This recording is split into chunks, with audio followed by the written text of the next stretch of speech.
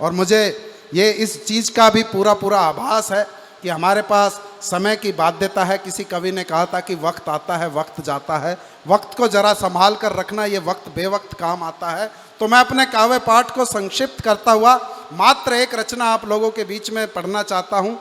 मैं उस रचना को पढ़ना चाहता हूँ जिससे मुझे पूरे देश में जहाँ भी जाता हूँ मुझे सम्मान मिला, आप लोगों का प्यार मिला, आशीर्वाद मिला। और मुझे लगता है कि अब आप कविता सुनने की मानसिकता में आ चुके हैं, तो बिना लफ्फाजी के सीधा सीधा एक कविता से आप लोगों को जोड़ना चाहता हूँ। हास्य व्यंग की कविता है, कहीं लगे कि आपके मन की बात कह दी है तो अपना आशीर्वाद देने में तालियों से कंजूसी बिल्कुल मत करिएगा। मैं कविता निवेदित करता हूँ, मंच का भी आशीर्वाद चाहता हूँ। कि कई दिनों से परेशान था, जिंदगी से हैरान था। कि कई दिनों से परेशान था, जिंदगी से हैरान था। एक दिन पत्नी के कहने पर मंदिर चला गया, बाहर आकर देखा तो पता चला कोई मेरे जूते चुरा गया। अब आपने देखा होगा कि शादियों में यह काम जूते चुराने का सालियां करती हैं, परंतु आज तक ये नहीं पता चला कि मंदिर मस्जिद के बाहर कौन साले आकर के जूते चुरा ले जाते हैं। और आज के दौर में टेक्नोलॉजी इतनी एडवांस हो चुकी है कि आप वो जीपीएस और पता नहीं क्या क्या चीज़ आ चुकी हैं, आप मोबाइल से तुरंत किसी भी चीज़ को लोकेट कर लेते हैं। परंतु आज तक ऐसी कोई टेक्नोलॉजी नहीं आई जो मंदिर मस्जिद के बाहर खोए हुए जूतों को ढूंढ करके ला सके। परंतु हमारे देश के यशस्वी प्रधानमंत्री आदरणीय श्री नरेंद्र दामोदर दास मोदी जी ये भी कर सकते हैं। जब वो 370 हटा सकते हैं तो ये काम भी कर सकते हैं। अभी पिछले दिनों रात के 8 बजे दूरदर्शन पर उनका वक्तव्य आया था। आप लोग शायद बिजी होंगे, आपने नहीं सुना होगा, मैं आपको बताता हूँ उन्होंने क्या कहा। उन्होंने कहा कि बहनों और भाइयों, अगर आप अपने जूते और चप्पल आधार कार्ड से लिंक करवा लें तो उनको भी ढूंढ के ला सकता हूँ। वाह वाह। और मुझे याद आती है कहीं दिलावर साहब ने लिखा था कि जहां गूंजे खुशियों के तराने, मुकद्दर देखिए रोए वहीं पर, और हुए मस्जिद से गुम जूते हमारे, जहां से पाए थे खोए वहीं पर। वाह वाह। कि कई दिनों से परेशान था, जिंदगी से हैरान था। एक दिन पत्नी के कहने पर मंदिर चला गया, बाहर आकर देखा तो पता चला कोई मेरे जूते चुरा गया। मैं मन ही मन बिलबिलाया, पुजारी पर चिल्लाया। पुजारी ने कहा, श्रीमान क्यों होते हो परेशान, मंदिर पर इल्जाम लगाते हो, पर उसका क्या जिसे तुम लोकतंत्र का सबसे बड़ा मंदिर बताते हो। वाह वाह वाह वाह वाह वाह, बढ़िया बढ़िया। पर उसका क्या जिसे तुम लोकतंत्र का सबसे बड़ा मंदिर बताते हो, जो बन चुका है खुद लोकतंत्र के लिए खड्डा, क्या उससे भी बड़ा है कोई डाकू चोर लुटेरों का अड्डा। व्यर्थ ही इतना शोर मचाया है, सिर्फ जूते ही तो चुराए हैं, कौन सी बड़ी धन माया है। बोले यहाँ इस देश में लाखों करोड़ों के घोटाले हो जाते हैं, तू एक जोड़ी जूते के पीछे तने आसमान सिर पे उठा लिया। बोला व्यर्थ ही इतना शोर मचाया है, सिर्फ जूते ही तो चुराए हैं, कौन सी बड़ी धन माया है। और पुजारी की बातों ने मुझे अंदर तक हिला डाला और मेरे कवि हृदय ने तुरंत जूतों पर पूरा पुराण लिख डाला। अब अपने दुखी मन की व्यथा आप सबको बताता हूं, जूते को जूता समझने वालों, तुम्हें जूते की पूरी महिमा सुनाता हूं। तो यहां से कविता मेरी प्रारंभ होती है, जुड़िएगा।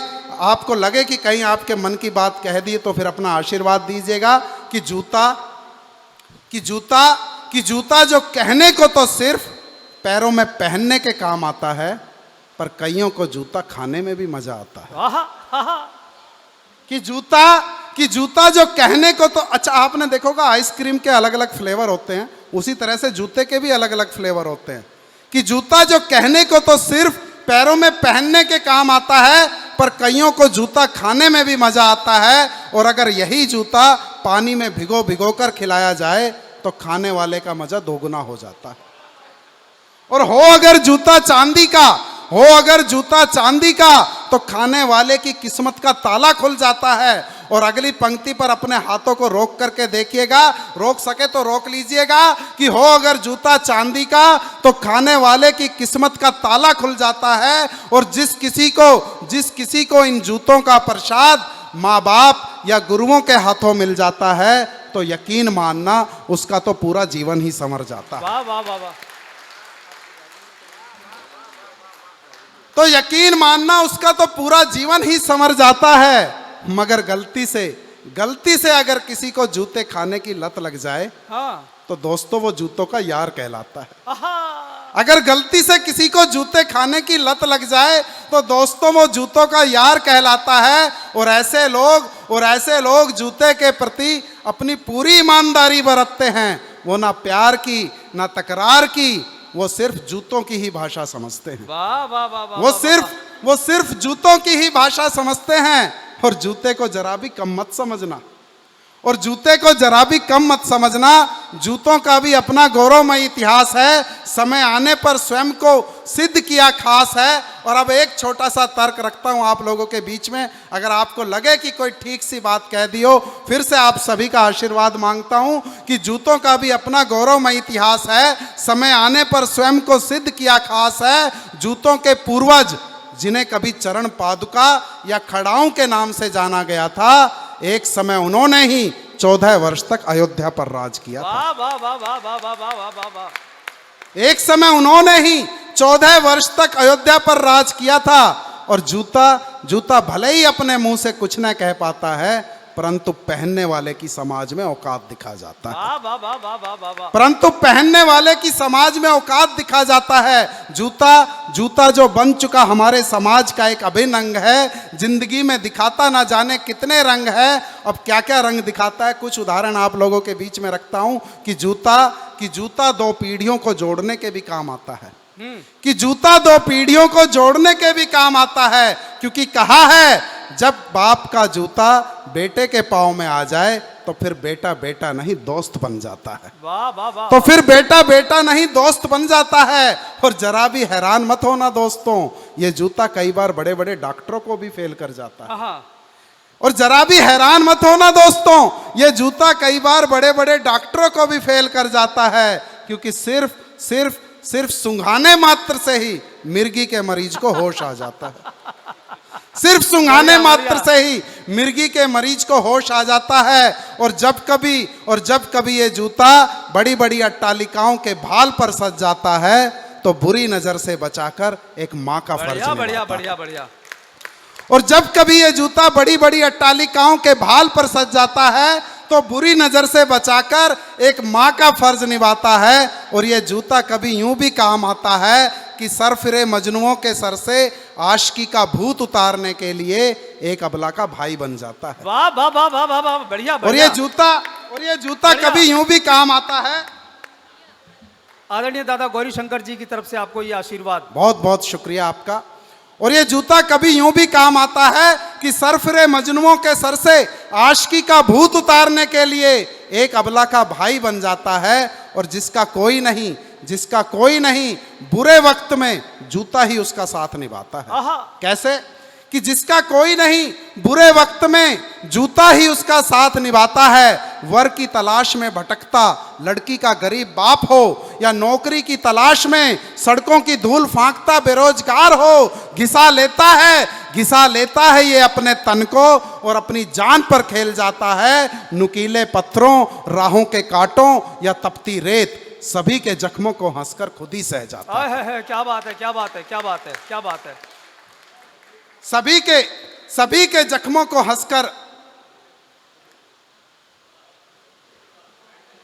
आदरणीय महेश्वरी जी, यहाँ के वरिष्ठ पत्रकार, आपका आशीर्वाद। कि वर की तलाश में भटकता लड़की का गरीब बाप हो, या नौकरी की तलाश में सड़कों की धूल फांकता बेरोजगार हो, घिसा लेता है ये अपने तन को और अपनी जान पर खेल जाता है। नुकीले पत्थरों, राहों के कांटों या तपती रेत, सभी को हंसकर खुद ही सह जाता है। और सिर्फ दुख में ही नहीं, ये जूता खुशियों में भी साथ निभाता है।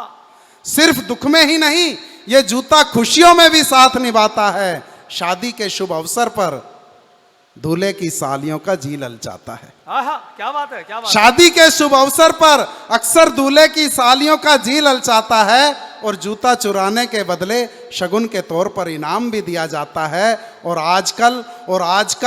आजकल ये जूता अपने भाग्य पर तब भी इतराता है जब सारी चाक चौबंद सुरक्षा व्यवस्था का धता बनाकर किसी बड़े नामचीन नेता के मुंह पर जड़ा जाता है। वाह वाह वाह वाह वाह वाह वाह वाह वाह वाह वाह।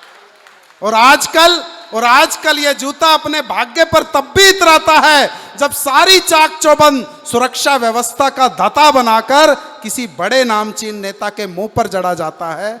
और वैसे ये जूता एक और काम में भी लाया जाता है। हाँ। वैसे ये जूता एक और काम में भी लाया जाता है जब बड़े ही बेआबरू और टेढ़े किस्म के लोगों को हार बनाकर पहनाया जाता है। वाह वाह वाह वाह वाह वाह वाह। जब बड़े ही बेआबरू और टेढ़े किस्म के लोगों को हार बनाकर पहनाया जाता है। और आखिर में एक राज की बात बताता हूं, कहने में थोड़ा शर्माता हूं। और आखिर में एक राज की बात बताता हूं, कहने में थोड़ा शर्माता हूं। आजकल कवि सम्मेलनों में मेरे जैसा कवि डर डर कर कविता सुनाता है, क्योंकि कई बार श्रोता तालियों के बजाय जूतों से ही अपना प्यार लुटाता है। वाह वाह वाह वाह वाह वाह वाह वाह वाह। नहीं, और ये सच्चे अनुभव की बात है। एक बार हमारे चंदोसी में कवि सम्मेलन हो रहा था और उस कवि सम्मेलन का संचालन हमारे निर्मल सक्सेना जी कर रहे थे। मैं मंच पर आया कविता सुनाने, सामने से एक श्रोता ने जूता मारा। मैंने सक्सेना जी से पूछा मैं कि क्या करूं, बैठ जाऊं क्या? बोले एक जूते का करेगा भी क्या, एक और सुना दे। और आखिर में एक राज की बात बताता हूं, कहने में थोड़ा शर्माता हूं कि आजकल कवि सम्मेलनों में मेरे जैसा कवि डर डर कर कविता सुनाता है, क्योंकि कई बार श्रोता तालियों के बजाय जूतों से ही अपना प्यार लुटाता है। और अब तो कविता की अंतिम प्राण पंक्तियां आप लोगों के बीच में रखता हूं, जिसके कारण ये पूरी कविता लिखी गई कि अब तो मुझे कहते हुए भी अफसोस होता है, देख देख कर मेरा दिल रोता है कि चाहे हो जूता या फिर जनता, कि चाहे हो जूता या फिर जनता, सिर्फ मंजिल पाने तक ही दोनों को फुसलाया जाता है झूठे वादों की चिकनी चुपड़ी पॉलिश से, और मंजिल मिलने के बाद दोनों को ही बिसराया जाता है। और आखिर में जूतों को मिलता है कोना और जनता को पड़ता है रोना, और जनता को पड़ता है रोना, और जनता को पड़ता है रोना। बहुत बहुत धन्यवाद, शुक्रिया भाई।